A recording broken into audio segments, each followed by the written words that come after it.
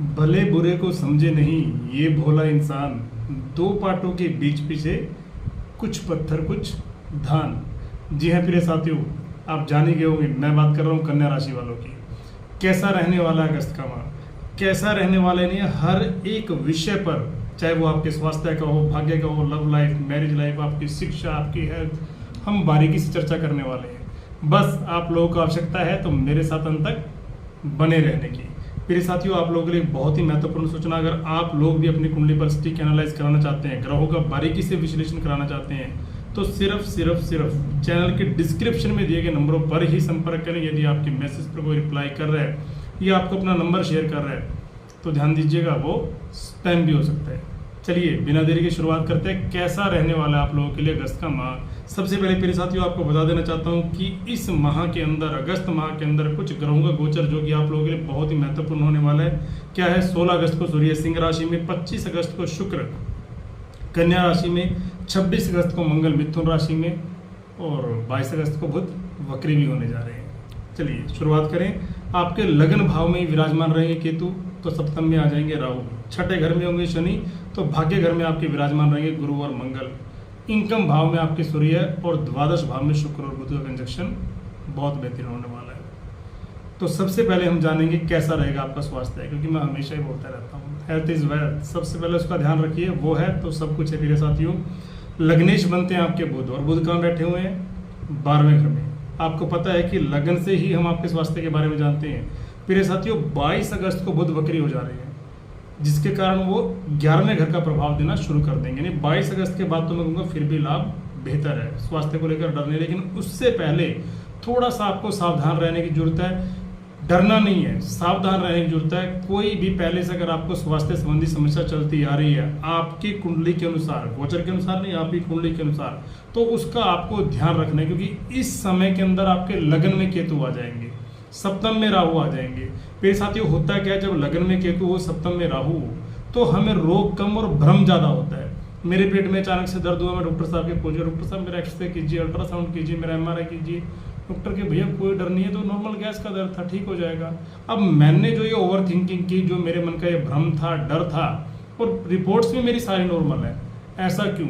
तो ऐसी परिस्थिति प्रिय साथियों इस माह के अंदर आपके साथ बन सकती है। अगर पहले से कोई रोग है तो अलग बात है, लेकिन अभी अचानक से कोई अगर आपको भ्रम हो जा रहा है, छोटा मोटा रोग है, तो उसको इमीडिएटली ठीक कीजिए। उसके लिए भ्रम पालना या उसको लेकर टेंशन रखना वो ठीक नहीं होगा, विशेष कोई डर नहीं नजर आता।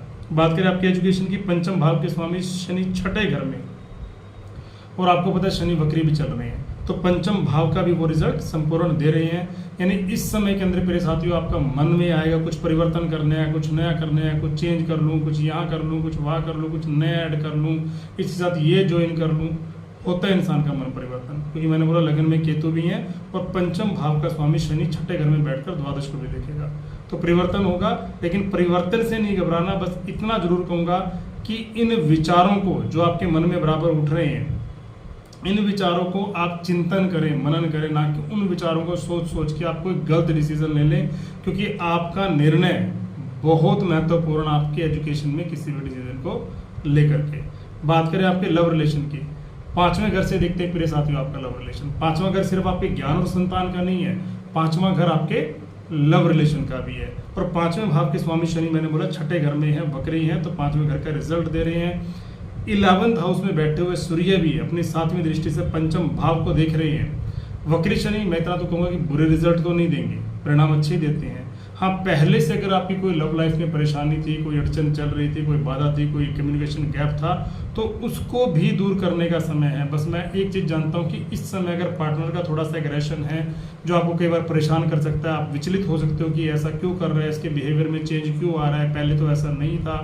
भूल जाइए, आप कन्या लगन के हो, मैनेजमेंट के मामले में आपको जन्मजात महारत हासिल है। दुनिया MBA करती है कई सालों के बाद, और आप जन्म से करके आ चुके होते हो, तो आपको उस सिचुएशन को हैंडल करना है। अगर आपका पार्टनर किसी भी कारण थोड़ा एग्रेसिव है या उसके नेचर में, उसके बिहेवियर में आपको बदलाव नजर आ रहा है, तो आप मैनेज कर लीजिए, ना कि उसके बदले आपको भी वैसा व्यवहार करना शुरू कर देना है। बात कर लेते हैं आपकी मैरिज लाइफ की।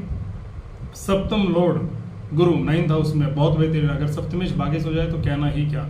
सेवंथ में राहु है, दुनिया आपको सेवंथ में राहु के नाम पर डराती है, डिवोर्स हो जाएगा, तलाक हो जाएगा, एक से अधिक विवाह के योग बन जाएंगे, नथिंग, कुछ भी नहीं। सेवंथ का राहु ऐसा कुछ नहीं करेगा। फिर साथियों, निर्भर करता है राहु का जब भी आपको फलाफल करना है कि राहु जिस घर में बैठे हैं उस घर का स्वामी कहाँ बैठा है।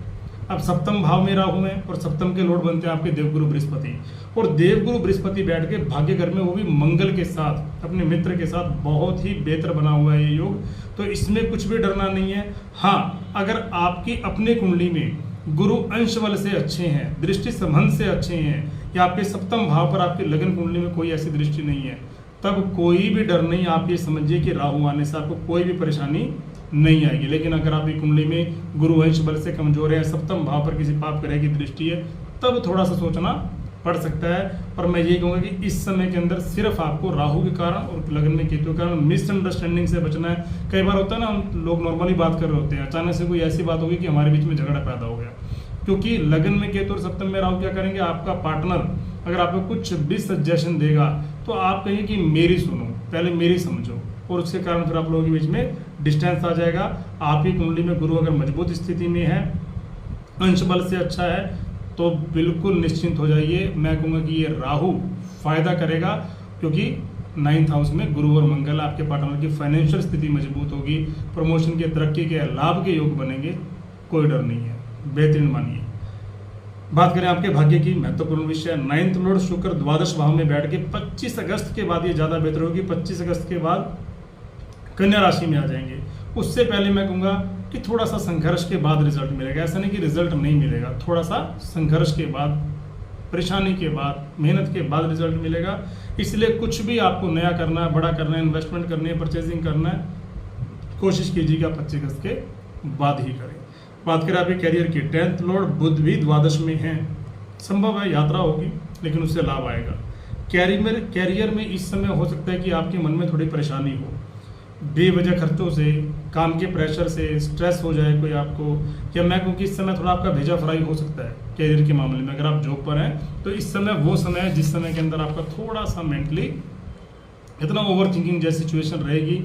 हाँ, ऐसी स्थिति अगर बनती भी है तो आप मन को अपने विचलित बिल्कुल ना करें, क्योंकि मन अगर आपका परेशान हुआ तो आप कुछ भी अपनी जॉब पर, अपने करियर में नहीं कर पाएंगे। तो मन को विचलित नहीं होने देना। बात करें आपके बिजनेस की, 7th लॉर्ड गुरु 9th में है, कहना ही क्या, कोई डर नहीं। ज्ञान वाणी का अगर आपको कोई काम है, ज्ञान से जुड़ा हुआ, वाणी से जुड़ा हुआ है, एस्ट्रोलॉजर से जुड़ा काम करते हैं, ज्योतिष है, टीचर हैं, वकील हैं, काउंसलर हैं, ऐसा कोई भी काम कर रहे हैं तो आपको और खुश हो जाना चाहिए, कोई डर नहीं। लेकिन आपके व्यापार के कारक बुध द्वादश भाव में है, अगर लगता है थोड़े एक्सपेंसेस इसमें ज़्यादा हो रहे हैं तो कोई बात नहीं, मैनेज करके चलिए, और मैनेजमेंट आपके अंदर पहले से ही है, डेली इनकम तो चालू बराबर रहेगी। बात कर लेते हैं फिर साथी उपाय की, क्या करना चाहिए। शुक्र का बीज मंत्र वो आपको जाप करना ही है। गुरुदेव के लिए अगर आपकी कुंडली में गुरुदेव अंश बल से कमजोर हैं तो आप मंदिर जाइए, देवालय जाइए, गुरुओं का, बुजुर्गों का मान सम्मान कीजिए, माता पिता का मान सम्मान कीजिए, ताकि आपको बेहतर परिणाम मिले। कैसी लगी जानकारी, लाइक, शेयर और सब्सक्राइब करना बिल्कुल मत भूलिएगा, बने रहिएगा हमारे साथ। जय श्री राम, जय श्री बालाजी महाराज।